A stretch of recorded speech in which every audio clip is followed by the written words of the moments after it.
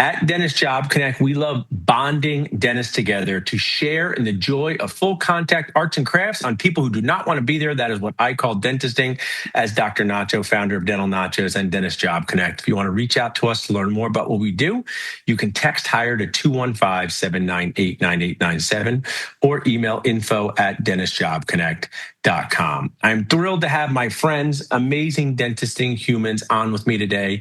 I will let them introduce themselves. Dr. Sam, since you were here earlier, you can introduce yourself first. Would you tell our Nacho and Job Connect audience what you do? Hey, everybody. Dr. Sam Zarrabi here. Excited to be here. Thank you, Dr. Paul and the team, for bringing us on and doing some amazing work in our fields.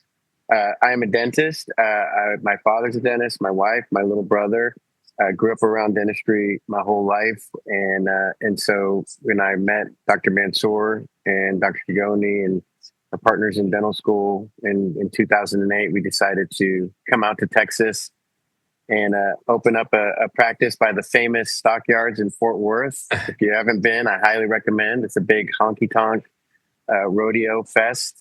We opened our first Rodeo Dental, and that was where the name came from and spawned. It was initially as a goal of creating a really family fun dental practice with an amazing lobby, full specialty practice, group practice that brought great care, great experience, and fun to the dental experience. And we've been organically building it for the past 18 years. And we now have 50 locations throughout Texas, Arizona, Colorado, 200 amazing providers across pediatric dentistry, ortho, general, oral surgery, endo, and some profs. And we've just got an amazing team of fantastic team members. We're known for our amazing culture. And this year on track to see over 600,000 patient visits. That's awesome. And 60,000 plus 5-star Google reviews. I love our team and really happy on the journey we're on. Thanks for sharing that, Dr. Sam. I've been to events you guys have done, and you really are just our first class and truly, embrace your culture. I love that. Dr. Yahya, tell us about yourself. Yeah, I'm Dr. Yahya Mansour. Like Dr. Z said, I'm a third-generation dentist, so no escaping it. It's in my DNA. Grandpa was a dentist. Mom and dad are dentists. So here we are. Met Dr. Z first day of dental school, and here we are 50 practices later. We want to create a great patient experience for our patients. We want to create a great culture for our staff to come in and have a career and realize that they have an impact. And then most of all, my true passion is growing dentist career. I always say, give me 5 years, I'll give you a career, I'll give you financial freedom.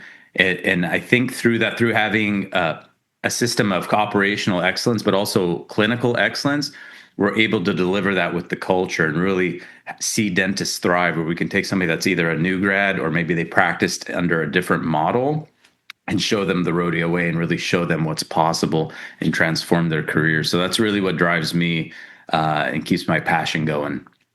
I love that. When was the first Rodeo Dental? What year was that open? 2009. 2009, yeah. So I do hope, Yahya, that one time during your journey, the 49ers do win a Super Bowl while you're a practice owner. We're holding out hope, okay? Yeah, we're holding out hope. Had to throw that in. So far, 50 practices, 0 Super Bowls as a practice owner. He's moved on to become a Cowboys fan now, I think, Paul. That's even worse. That's back in the 90s. So as you guys shared, you own 50 dental practices, which is just awesome that you guys said 600,000 patient visits. And I want to ask you guys, and Nacho's core values fun. You guys have mentioned fun. Maybe somebody's watching who's thinking, should I ever even own a practice, or what's it like to be an owner? You guys have 50 of them. What would you say, Dr. Sam, is just the fun part about owning 50 dental practices? I think the funnest part is the different stories of our patients and team members that we get to see and share. Every Monday in our team meeting, we have morning meetings across the company at 9:45 a.m. Every location has a morning meeting. And the one I lead every Monday, I take the best Google reviews from the week before and the best stories.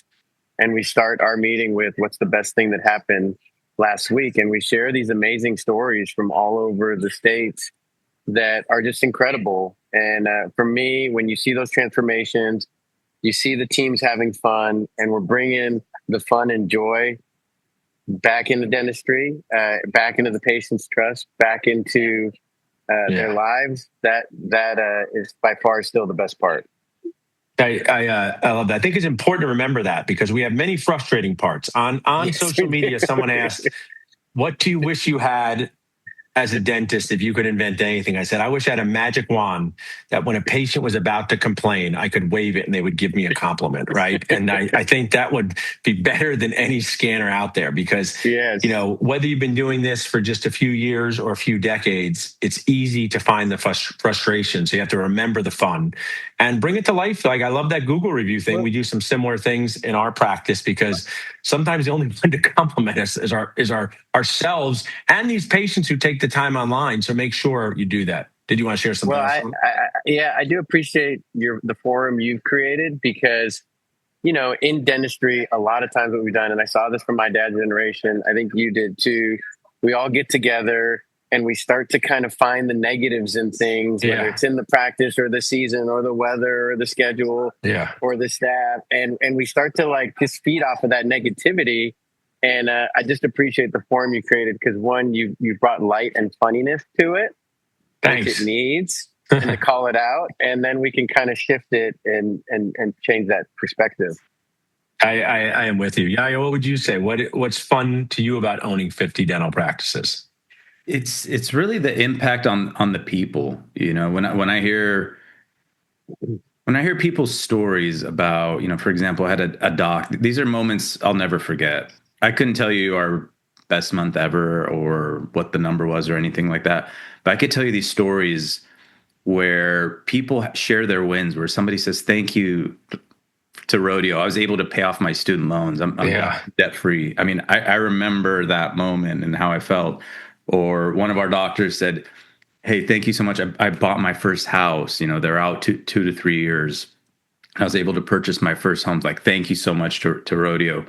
A doctor that was able to pay for their mom's robotic cancer surgery. Like I remember these conversations and the visceral feelings we have, and for us to be able to create a platform where doctors can come in and do really good work, do really good for the community as well, and really do well for themselves, and then impact their own families.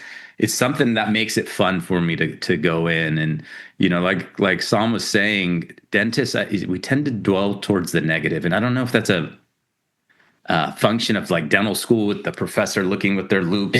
Just want to find the quarter millimeter you overextended. So everything becomes judgmental. I don't know if it gets ingrained in us because of that, but it's like, look at all the positive things that we have. You hear the word burnout a lot. I'm burnt out and oh my God, and I have to work.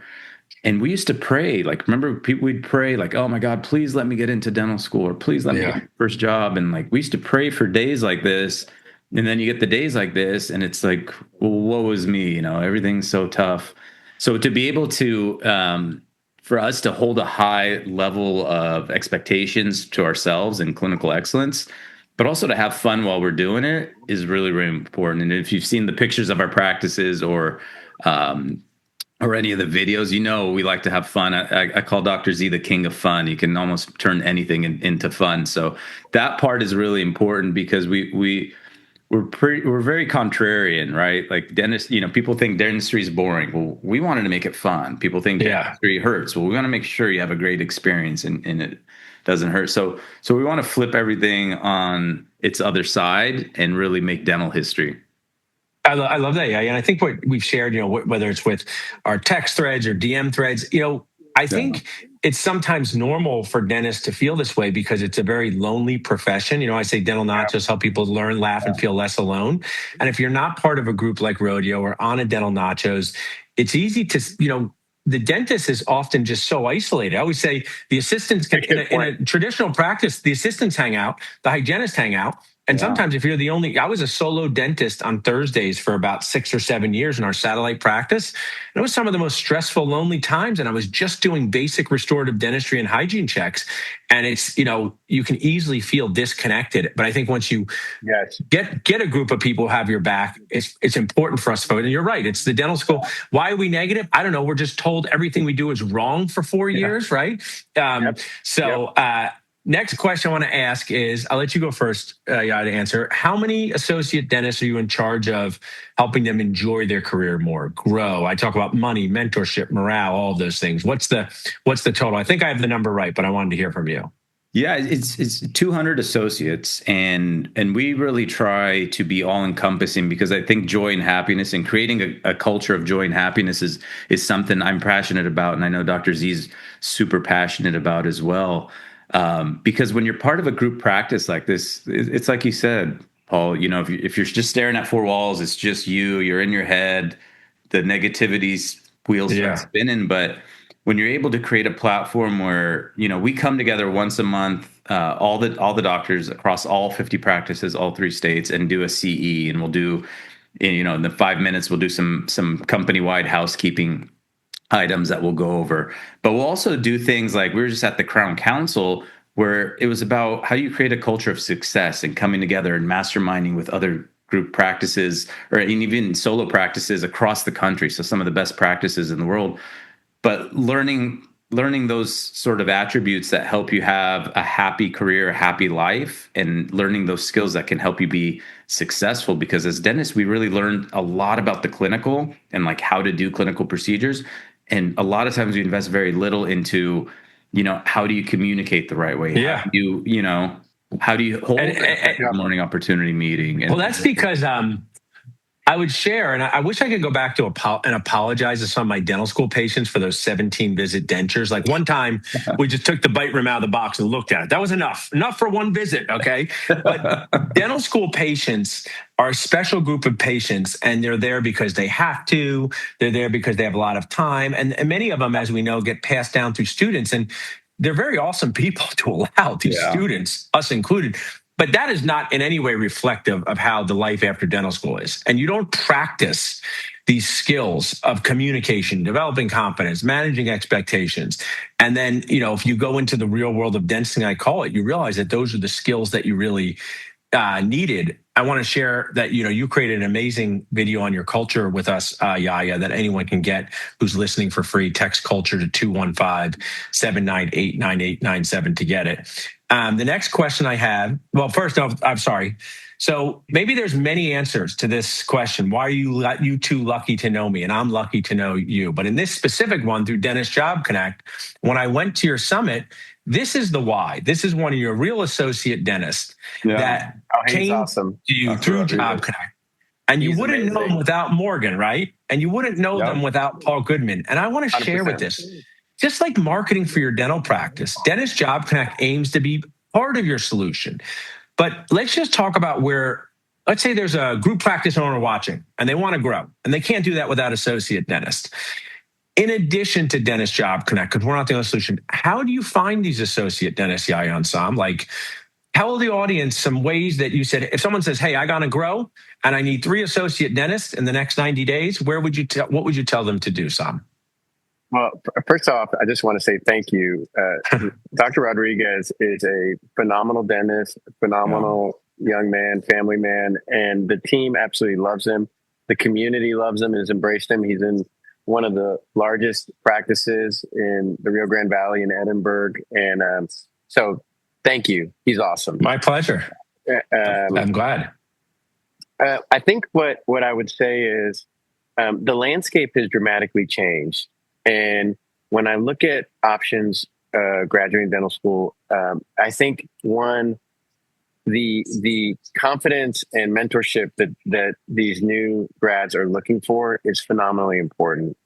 And so there's sort of 3 routes, right? There's specialty residency, which is a handful. And then you have sort of 2 tracks, which is go to the real world or continue to do a GPR AGD.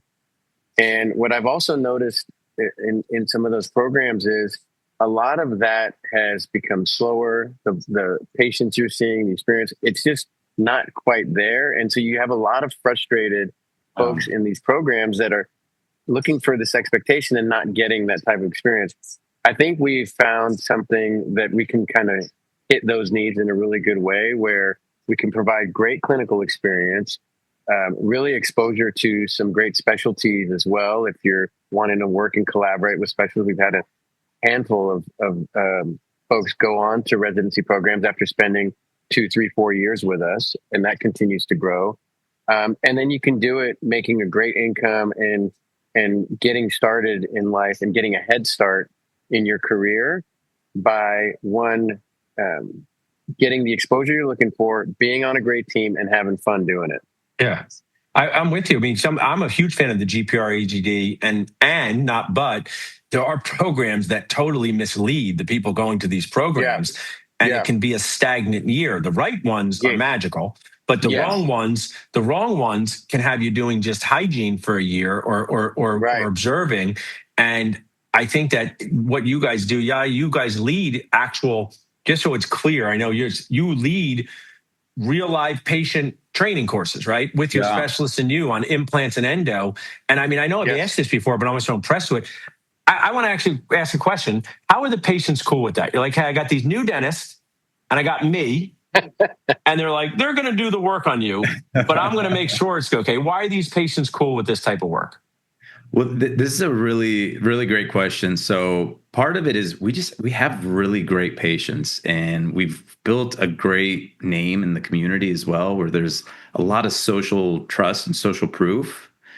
We've also partnered with some organizations where people are underinsured, and we're able to treat them. So it's a win for them because they're not able to get the care that they need. And then it's a win for us as well. So we partnered with Dentists Who Care down in the Valley, who's one of the largest. That's awesome. Yeah, one of the largest organizations that were recognized by the ADA. Dr. Z's the current president as well. But they really represent the underinsured, and we're able to see them not just for regular and routine care, but for specialty care that they wouldn't get. So they would otherwise end up in the hospital. That's great. God forbid, or end up with infections or abscesses. And we're able to do them in a very controlled environment where the dentists then undergo rigorous training even beforehand didactically. And then we do it together clinically to make sure that we have really good clinical outcomes. I mean, people might not realize this. I mean, so I didn't sprout up from a Cabbage Patch world in 2017 as Dr. Nacho. I had a real life before that. Yeah. I taught 50 my first implant courses, and I would offer the patients from my own practice the opportunity to have an implant placed for free by someone that I was training. And it was totally transparent and they enjoyed it. It just was different than the normal private practice flow in the time and this. And I think that dentistry needs more of these things, because I think it's like you're at a hospital, 6 doctors are working on you. You think it's great care, right? You're in a dental office. Someone asked to look at the crown margin so it goes well, and the patient melts down in the chair, right? Yeah. So I think this type of group learning we should have more of. What you shared, Tom, and I appreciate that, Dr. Rodriguez, the person who deserves the most credit for his success is not you two, it's not me, it's actually him, because he did this magical thing. He listened to me. And I didn't know he listened to me till I was at your event. And I made him say this. So he said, Paul, I found Rodeo through you and I listened to you. I said, well, very few people do that. Can you tell me more about it? So let's watch what he has to say. So I'm here with Edison. Dr. Edison, what year did you graduate? 2025. And you came up to me and you said you actually listened to me. That's why you're a favorite person. What did I tell you as a D3 to do? Yeah, absolutely. When I was seeing your videos, I always remembered the ABCs. Always be connected. So when I was in third year of dental school, that's when I started kind of applying to jobs, speaking with doctors, trying to get connected as you. So smart of you as a D3. And you have a job because of Dentist Job Connect. Without us, you would have no money, not be able to pay your rent. So thanks for being so awesome, Edison. Thank you. I appreciate it. So he's the one who really, he's the one who gets the most credit, because he paid attention and he did something out of the ordinary. But every dental student has this opportunity to simply connect by online, going to events. And it is wild to me. I know we've become more of the medium-aged or seasoned-aged dentists, but everyone has this opportunity. And through Instagram and Facebook and LinkedIn, it's at your fingertips at all times. So you may as well start to connect. I got to tell you, thank you. I haven't seen that video yet, but I want to touch on something, because he actually has attended, and Dr. M talked about it. But the CE course and the Dentist Who Care calendar of events that we have is incredible. So the first ever patient live CE course in the state of Texas doesn't exist. And there are hundreds, if not probably 1,000 patients that are in need in the Rio Grande Valley that have no insurance, have nothing in coverage, no state, no federal type of insurance or backing either, and are in need. Some of them emergency, some of them are just in need of care to turn their life around and get back on track. And so Dr. M has set up a entire year's worth of course every month. There's a weekend course specific to different topics: implants, crown restorative, oral surgery, you name it. Endo. He really got cultivated. What are the topics y'all want? Then partnering with Dentist Care, who has the patients that are in need and have this backlog, let's get them seen and taken care of. And so it's an awesome day. They're typically on Sundays. They start early at 8 a.m. Everybody's in there doing case presentations, and then we're seeing the patients there throughout the day. And it's just a magical thing that these guys have created. That's so awesome. And team. Yeah. That's because you're creating what we need, like the residencies that medical doctors get to do in a way that's fun. Now, I want to ask you guys both. So I don't want to brag, but I've been to many dental events, right? I've been to speaker running them. So when I got invited to your event through Dental School Props, who does get the credit for introducing us, okay?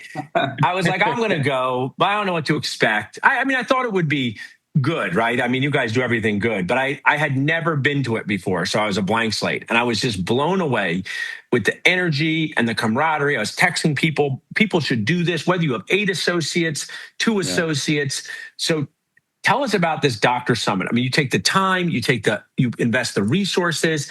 And I mean, to me, it was a magical weekend. I've been to 2 now. So I just want to give the opportunity, whether it's for people applying or other practice owners, what inspired you to create this? And what's the impact what impact does it have on Rodeo? Well, I'll start, and then I know, Dr. M, you go.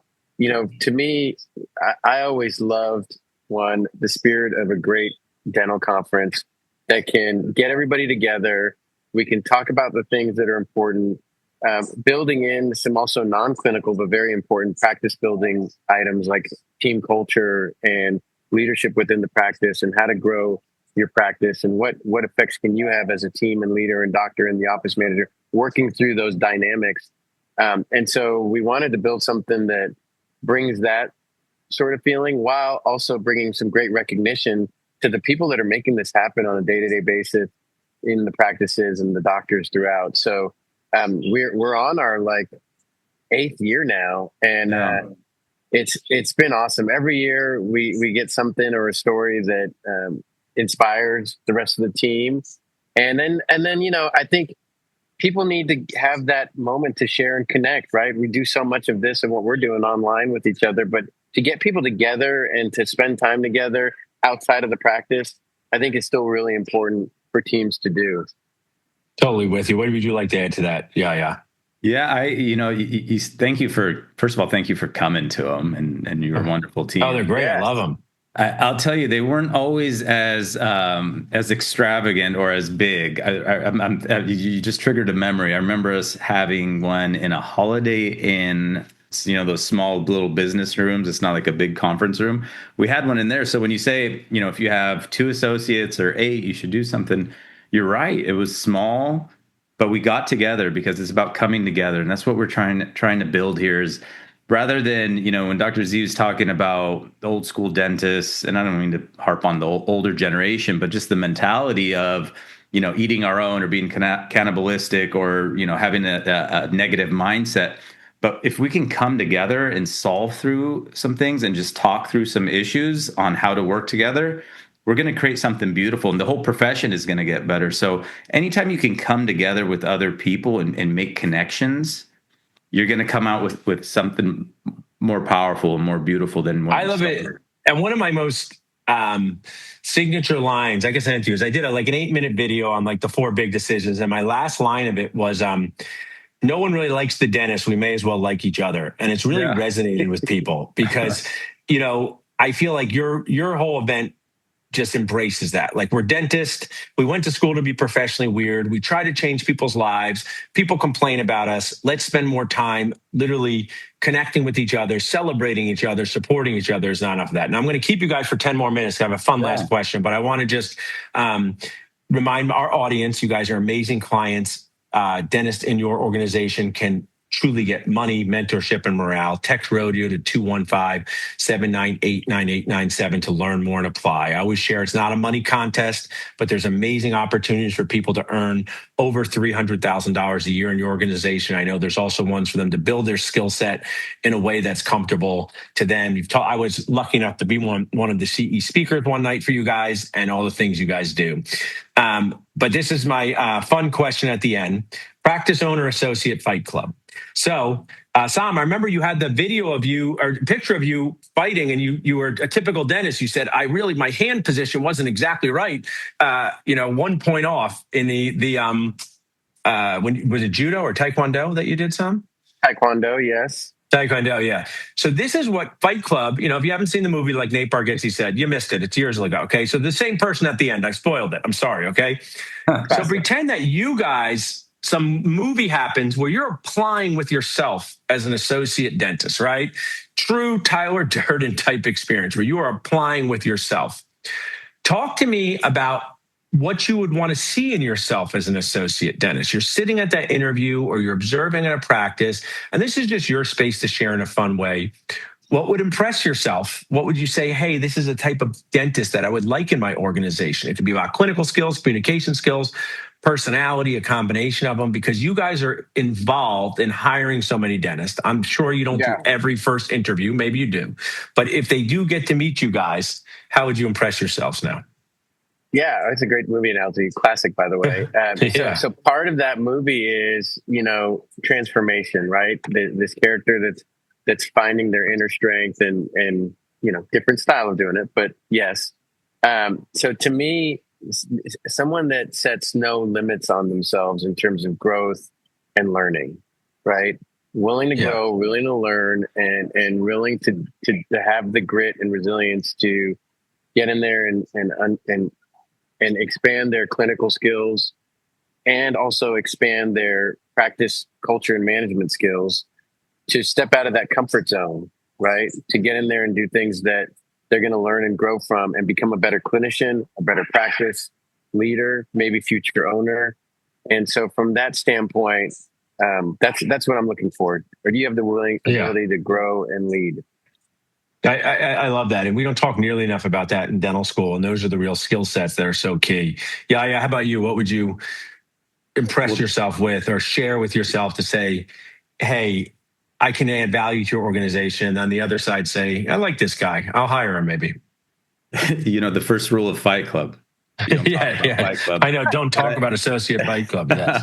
But I think we should do the opposite in dentistry. We should talk about it because it's an important conversation to bring to light. And exactly what you just said, right? How can I bring value to the organization? I think no matter what, you should always think in anything you do in life, you should always take ownership of it, right? And see how you want to be excellent. So the things I always look for are coachability, right? Because even Michael Jordan was the best basketball player in the world, but he had a coach and he was coachable, right? So you have to be coachable to realize, hey, I don't know everything. Because sometimes when we get out of dental school, we have a Superman mindset. We think we know everything. We're fresh out. I mean, I'm 16 years in now, and I realize how little I know. So coachability, I realize that you're always going to be a student and to learn. And then the second part is, the soft skills that you talk about. But I really see those as skills for success. When you can nail the people part of the job, when you can connect with people and your patients and communicate and connect with your team, because as good as you connect with your team, that are going to make you more successful as well. Yeah. And sometimes those are really hard to teach, right? I can teach, we've had maybe 1,000 associates over the, or 800 associates over the last 16 years. They can probably count on one hand those that I just couldn't get them clinically up to speed. Yeah. Most of them I can teach the dentistry part pretty well. But it's really hard if somebody can't smile or just connect with the patient and have a conversation. It's really hard to teach that part. I've seen some success stories behind it, but it's a lot more difficult. So it's really about coachability and culture. I love that. And I think maybe we should reframe soft skills to success skills, because How to Speak by Patrick Winston is one of my favorite YouTube videos. There's 20 million views. I watch it for every big lecture.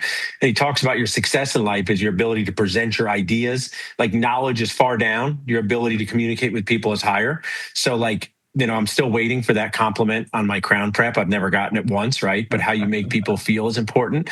Before I take you, I want one more thing for you guys. So you said something that led me to kind of this last question. One of my themes of this year is like, could dentists like dial down the drama every more? We're so dramatic about everything, right? Some dentist does a filling or you've done a crown. Like, could you not call him the worst dentist on earth, right? Like, I have a large, I put my own tooth on Facebook and people say, I would do a crown immediately. 5 years still has the same filling, right? And they say this tooth will break immediately. I'm like, I've had 5,000 meals, right? I was too lazy to get a crown. I don't want to brag. I can get a free crown, right? I can get a free crown. Yes. Right? But in this world, I just really want you guys to share. So you've had 1,000 associates, Yaya. So that means not every associate has stayed forever, and not every associate has become a partner. And I bet you some of your associates, you did such a good job training them, they went and bought their own practice. I'm assuming you don't text them and say, you're now dead to me after they leave your organization. But if you just give us some insight on retention and partnership and what you do when somebody wants to move on, right? People say to me, Paul, can you find me an associate who wants to work with me forever? I go, it's a little dramatic of a start to the relationship. Yeah. Like it's Rapunzel from a Disney movie, right? Are they going to live in your castle free with you forever, checking hygiene?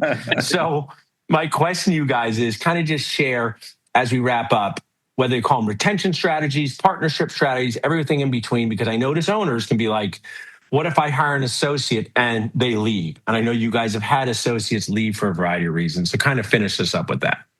Yeah, it's great. And some of the associates that have left and gone on, I couldn't be more proud of them. And some of them are some of my great friends still. And they really took what they learned at Rodeo and they took it and made it their own. And being an associate or being an owner, it's just what matters to you. Some people want to be associates, and that's great. You can come to Rodeo, you can be a great associate, you can make a great living, you can make owner type money and not have to deal with contractors and insurance and all these sorts of hats that you have to wear, right? But if your passion is ownership and you want to move on to that, then make the most out of your time at your associateship or at Rodeo Dental, and then take that and springboard into your successful career. Now, some of the strategies we do is, we treat people really well. I think that's a very underrated strategy. Everyone thinks there's some sort of trinket you can do, some trick or something. And it's just, treat people really well. Create a platform for them to have a voice, but for them to also be financially successful as well and feel fulfilled at work. But you can create paths for them, clinical paths, like we have the Young Dentist program, which we were talking about today, or the AGD Master Track program, or the Qualified Membership at Crown Council program as well. And even we have a leadership program where you can become, a lead doc in your office, and then you can become a regional lead doc as well, and then a pathway to ownership where you can have some equity in there as well. So each model, have different practice owners that are out there that can try. Yeah, I love that. I mean, there's creative ways. What I think is cool with parents being dentists, say, I wish my dad could have met you guys. I would have loved you guys. But there was not many options back then. It was like, do you want to own the practice 100% or have a 50-50 partner? And now I think there's just some really cool, creative ways to have ownership inside of an organization that doesn't have to look like it did in the 1980s. And I think that's awesome. Before you go, Sam, I do want to share with both of you, this is my number one strategy for retaining my associates. I don't have as many as yours, but here's my number one strategy. So please listen up. I complain as much as possible about how hard it is to run a dental practice. Oh, you're going kayaking and wine tasting this weekend? I'm doing payroll by hand. You can lie a little bit. Who cares, right? Yes. So I say that's my joke. We're in the dentist office with my brother and our associates. I still go to my practice. I try to just complain. And I say this so jokingly, but when you're a good owner, you really give your associates awareness of the outside, the operatory things that they have to do. And some embrace that and run with it. And we all know owners who are like, I would return my practice tomorrow and be an associate if I could. It's just not easy to say that. But Sam, what's your retention strategy, or what would you like to add? I think adding to what Yaya said, I would say one is creating a track for them that they can understand and know and where they stand. So as they're growing as clinicians, both in their careers clinically, but also in their practicing. By the way, I'm at the airport, so sorry for the background. Yeah, no problem. These are so good. We don't hear anything. Okay, we don't hear anything. So awesome. Yours are great. So I think making sure that they understand what that track looks like, so they're able to grow and create the careers they want. To that point, though, I will say we have some amazing docs that have grown within Rodeo. but we counted, I think, a few years back, and we counted the number of practices. Some of them own multiple practices That's that awesome. came through and started Rodeo, and then have gone on their own and doing amazing things in other cities around the country. And I think it was around 70 or 80 practices. That was like 5 years ago. So maybe That's great. over 100 now. But here's what I would say to what you said. I love when a doc comes in and they're like, oh, these morning meetings are stupid. I don't have to show up. I'm just going to get there, 15 minutes after the day starts, and team ends. I don't need to do that. Or I don't, the soft skills, like how we say hello, the introduction to the patient, how we say goodbye, those things don't matter. I'm the dentist. And then they go and they hit the real world, and we enforce. And by the way, when you work with us, I promise you will come out better in understanding how important those things are. Yeah. And to your point, the real world hits. Are you doing those morning meetings? Oh yeah. It would be crazy. Okay, we would fall apart. Yes. Yeah. And I think that's what Yaya was saying. Like, be open-minded to new ideas from people that are different. That's how we all grow. Absolutely. Right. Absolutely. Well, you guys have been amazing. You're amazing friends. Stick around for a minute, but I want to remind everyone that they can go to dentistjobconnect.com to learn more about your awesome organization. You guys are both so generous with your knowledge. I know you connect with dentists all over the country to help them. You can text Rodeo to 215-798-9897. Thanks, guys, for supporting me. Most important, being my friend and helping me feel less alone out there. Love you, buddy. You're the best. You, man. Love you guys. Thanks, buddy.